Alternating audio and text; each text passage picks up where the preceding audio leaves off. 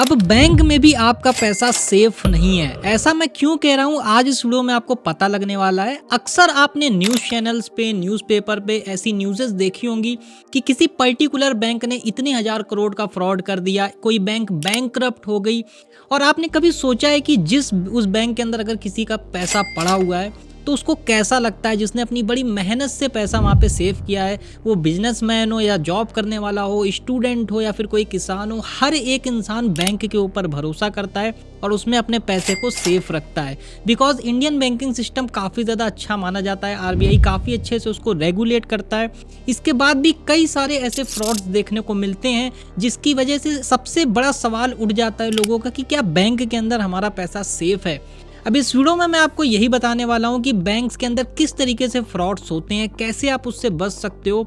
और सबसे ज़्यादा इंपॉर्टेंट चीज़, अगर आप अपने बैंक के अंदर पैसा रख रहे हो, एफडी में इन्वेस्ट कर रहे हो, सेविंग अकाउंट में रख रहे हो, करेंट अकाउंट में रख रहे हो, तो क्या आपका वो पैसा सेफ है। बट उससे पहले अगर आप चैनल पर फर्स्ट टाइम आए हैं तो चैनल को सब्सक्राइब जरूर कर लीजिएगा, जिससे ऐसी ही लेटेस्ट वीडियोस के नोटिफिकेशंस आपको मिलते रहें। अब देखिए, ये सवाल क्यों उठ रहा है कि बैंक में हमारा पैसा सेफ है या नहीं है। बिकॉज रिसेंटली इतने सारे फ्रॉड्स एंड स्कैम्स देखने को मिल रहे हैं। आप गूगल पे जाके अगर सर्च करोगे बैंकिंग फ्रॉड्स इन इंडिया तो आपको बहुत सारे फ्रॉड्स लिस्ट देखने को मिल जाएंगी। रिसेंटली अगर बात करें तो अभी कुछ टाइम पहले ही आईसीआईसीआई बैंक में आपने देखा होगा, उसके ऊपर ऑलरेडी हमने वीडियो बनाया था कि किस तरीके से एक रिलेशनशिप मैनेजर ने कस्टमर्स के एफडी अकाउंट से पैसा निकाल के स्टॉक मार्केट में इन्वेस्ट कर दिया और बहुत बड़ा लॉस वहां पे देखने को मिला। बट वैसे आईसीआईसीआई बैंक ने इसके ऊपर कहा था कि वो सारे कस्टमर्स का पैसा लौटा देगा।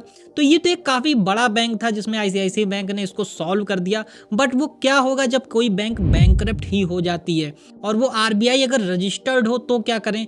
इन सारी चीजों का जवाब इस वीडियो में वैसे आपको मिलेगा। देखिए, बहुत सारे केसेस में अगर आपके साथ कोई भी बैंकिंग स्कैम हो रहा है या कोई भी बैंकिंग फ्रॉड हो रहा है तो कई हद तक गलती आपकी भी होती है। लेट एग्जाम्पल मान के चलिए, आपके पास बहुत सारे ऐसे लोग आते होंगे, आपके कोई फ्रेंड सर्कल में लोग होंगे जो बोलते होंगे कि मेरे पास एक ऐसी बैंक है जिसमें मेरे को 10% का रिटर्न देखने को मिल रहा है एफडी के ऊपर। क्या ऐसा सच में होता है? देखिए, बहुत सारी ऐसी बैंक्स हैं उसमें रिटर्न्स आपको हायर देखने को मिलते हैं। कुछ स्मॉल फाइनेंस बैंक्स हैं, कुछ अदर एनबीएफसीज हैं, और आपको लगता है कि मेरे को भी इसमें एफडी करानी चाहिए। और वहाँ पे आप एक अपना जो टोटल अमाउंट है काफ़ी ज़्यादा, जो आप अदर बैंक्स में एफडी करा रहे थे, वो आप बहुत सारी बैंक्स हो सकती हैं जो काफ़ी ज़्यादा पॉपुलर हैं, आप वहाँ से उस एफडी को निकाल के उस बैंक में या उस एनबीएफसी में डाल देते हो और उस केस में बहुत सारे फ्रॉड्स हो जाते हैं।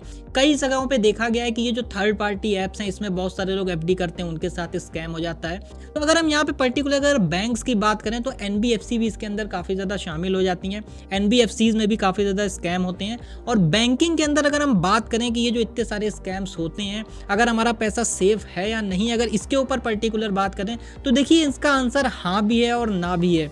ये किस तरीके से है? देखिए, बैंक के अंदर हमारी जो पैसे की सिक्योरिटी है वो डिसाइड करता है डीआईसीजीसी। डीआईसीजीसी क्या होता है? Deposit insurance and credit guarantee corporation. इसके ऊपर ऑलरेडी हमने बहुत वीडियोस बना रखी हैं, बट मैं आपको बता दूं ये आरबीआई की एक सब्सिडरी बॉडी है जो ये डिसाइड करती है कि आपके बैंक में जो पैसा पड़ा हुआ है आपका वो फुल्ली सेफ है। बट यहाँ पे एक अमाउंट की कैपिंग देखने को मिलती है जो कि है 5 लाख रुपीस तक। अगर आपके अकाउंट में 5 लाख रुपए तक हैं तो ही डीआईसीजीसी उसको इंश्योर्ड कर पाएगा। बट सबसे बड़ा सवाल ये उठता है कि हम ये कैसे समझ पाएं कि हमारा जो बैंक है वो डीआईसीजीसी रजिस्टर्ड है या फिर नहीं। तो देखिए, उसकी चिंता आप मत करिए, मैं आज ही आपको इसी वीडियो में मैं बताने वाला हूँ कैसे आप चेक कर सकते हो कि आपका बैंक, वो कोई भी बैंक हो सकता है, स्मॉल फाइनेंस बैंक हो सकता है या फिर आपका स्मॉल कोऑपरेटिव बैंक हो सकता है, पब्लिक सेक्टर, प्राइवेट सेक्टर, सारी बैंक्स डीआईसीजीसी रजिस्टर्ड होती हैं। और उनमें से आपकी बैंक रजिस्टर्ड है या नहीं है ये हम इसी वीडियो में बात करने वाले हैं। बट एक चीज का ध्यान रखना है आपको, बहुत सारी जगहों पे ये भी देखा गया है कि बहुत सारे लोग कहते हैं कि हमारी जो बैंक है वो आरबीआई रजिस्टर्ड है, डीआईसीजीसी रजिस्टर्ड है, इसके बाद भी हमें किसी भी तरीके की सिक्योरिटी नहीं मिली, हमारे बैंक बैंकरप्ट हो गई या हमारे साथ फ्रॉड हो गया। तो देखिए, आरबीआई रेगुलर बेसिस पे यहाँ पे सारे बैंक्स की स्क्रूटनी भी करता है। अगर कोई गड़बड़ी पाई जाती है तो वो उसको डीआईसीजी से बाहर भी कर देता है या फिर उनका बैंकिंग लाइसेंस भी कैंसिल कर सकता है। तो एटलीस्ट आपको एक डेली बेसिस पे या फिर आपको साल में कम से कम एक बार ये तो चेक कर ही लेना चाहिए कि आपकी बैंक कहीं आरबीआई लाइसेंस कैंसिल तो नहीं हो गया या फिर वो डीआईसीजीसी से बाहर तो नहीं हो गई है। अब ये सब चीजें चेक कैसे करनी है इसको एक बार समझ लेते हैं। अब देखिए, इसको जानने के लिए आपको जाना है गूगल में और वहां पे टाइप करना है डीआईसीजीसी। जैसे ही आप यहाँ पे टाइप करोगे डीआईसीजीसी तो आपको पहली वेबसाइट पे क्लिक करना है, डीआईसीजीसी होम। ये गवर्नमेंट की आरबीआई की ऑफिशियल वेबसाइट है। इसमें आपको काफी सारे यहाँ पे ऑप्शंस मिल जाएंगे कि कितने क्लेम किए हैं डीआईसीजीसी ने, कौन कौन सी बैंक इंश्योर्ड है। तो आपको यहाँ पे अपनी बैंक का नाम ढूंढना है, तो आपको यहाँ पे डिपॉजिटर्स पे क्लिक करना है, यहाँ पे लिस्ट ऑफ बैंक्स में जाना है और यहाँ पे आपको list of registered banks and list of D registered bank के ऑप्शन देखने को मिलेंगे। तो आपको लिस्ट ऑफ इंश्योर्ड बैंक्स पे क्लिक करना है और यहाँ पे आपको काफी सारे बैंक्स की लिस्ट देखने को मिल जाएगी। यहाँ पे आप अपनी बैंक का नाम ढूंढ सकते हो। अगर आपकी बैंक का नाम यहाँ पे है तो आपकी बैंक यहाँ पे डीआईसीजीसी रजिस्टर्ड है। और इन केस अगर आपकी बैंक इनकोऑपरेटिव हो जाती है या फिर बैंक में कोई फ्रॉडल एक्टिविटी होती है या फिर किसी भी तरीके से आपका उस बैंक का पैसा डूब जाता है तो आपका 5 लाख रुपए तक पूरा का पूरा सेफ रहेगा। बट सवाल यहाँ पे ये उठता है कि अगर हमारी बैंक में 5 लाख से ज्यादा का अमाउंट है, मान लीजिए हमारे पास 10 लाख का अमाउंट है, तो क्या हमें 10 लाख वापस मिलेंगे? देखिए, ऐसा नहीं है। यहाँ पे ये इंश्योरेंस एक तरीके से प्रोवाइड करते हैं। जिस तरीके से आप इंश्योरेंस कराते हो वहां पे आपका एक सम एश्योर्ड होता है, उससे ऊपर की वैल्यू का आपको क्लेम नहीं मिलता है। उसी तरीके से यहाँ पे आपको 5 लाख रुपीज का इंश्योरेंस मिलता है, तो 5 लाख रुपीज से ऊपर का आपको यहाँ पे क्लेम नहीं मिलता है। बट आप अभी ये भी सोच रहे हो कि क्या हमारे अकाउंट में अगर 5 लाख से नीचे का अमाउंट है, मान लीजिए हमारे पास 4 लाख रुपए का अमाउंट है, तो भी क्या हमें 5 लाख ही मिलेंगे? तो देखिए, ऐसा भी नहीं है। अप टू 5 लाख रुपीज तक का इंश्योरेंस मिलता है। अगर आपके अकाउंट में 4 लाख रुपए हैं तो आपको 4 लाख का क्लेम मिलेगा, 3 लाख हैं तो 3 लाख का क्लेम मिलेगा।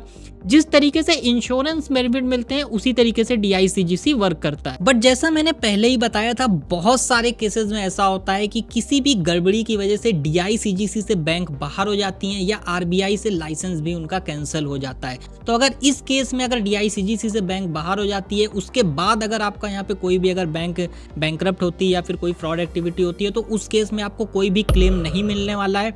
इसलिए आपको यहाँ पे जरूर चेक करना चाहिए कि आपकी बैंक कहीं यहाँ पे डीरेगुलेटेड तो नहीं हो गई है आरबीआई की तरफ से, या फिर ऐसा तो नहीं है कि वो डीआईसीजीसी से बाहर हो गई है। तो इसको चेक करना बहुत ज्यादा जरूरी। तो अब वापस आते हैं अपने उसी सवाल के ऊपर, क्या बैंक में हमारा पैसा सेफ है? तो इसका आंसर है, अगर आपकी बैंक आरबीआई रजिस्टर्ड है, डीआईसीजीसी रजिस्टर्ड है और अगर आपके बैंक अकाउंट में 5 लाख रुपए तक का यहाँ पे अमाउंट है, तो आपका पैसा फुल्ली सेफ है। वो स्मॉल फाइनेंस बैंक हो, प्राइवेट सेक्टर बैंक हो, पब्लिक सेक्टर बैंक हो, कोऑपरेटिव बैंक हो, कोई भी बैंक हो, वहां पे आपका पैसा फुल्ली सेफ है। बट वहीं पे अगर आपकी बैंक डीआईसीजीसी रजिस्टर्ड नहीं है, उसका हाल ही में आरबीआई से लाइसेंस कैंसिल हो गया है या फिर उसमें तो उसके बाद अगर कोई यहाँ पे कोई फ्रॉड एक्टिविटी देखने को मिलती है, तो उस केस में आपका पैसा वहां पे इंश्योर्ड नहीं है। तो अगर आपके पास कोई ऐसी बैंक है जो डीआईसीजीसी रजिस्टर्ड नहीं है और आपके उसमें एफडी करा रखी है या फिर आप उस सेविंग अकाउंट को यूज करते हो, उसमें काफी ज्यादा अमाउंट पड़ा है, तो इमीडिएट बेसिस पे या तो उस अकाउंट को क्लोज करके सारा पैसा निकालिए और सारा पैसा निकालने के बाद किसी अच्छी DICGC registered RBI registered bank में उस पैसे को रखिए, उसके अंदर आप एफडी करिए। और एक चीज का ध्यान रखिए, 5 लाख रुपीज से ऊपर का अमाउंट किसी भी बैंक में मत रखिए।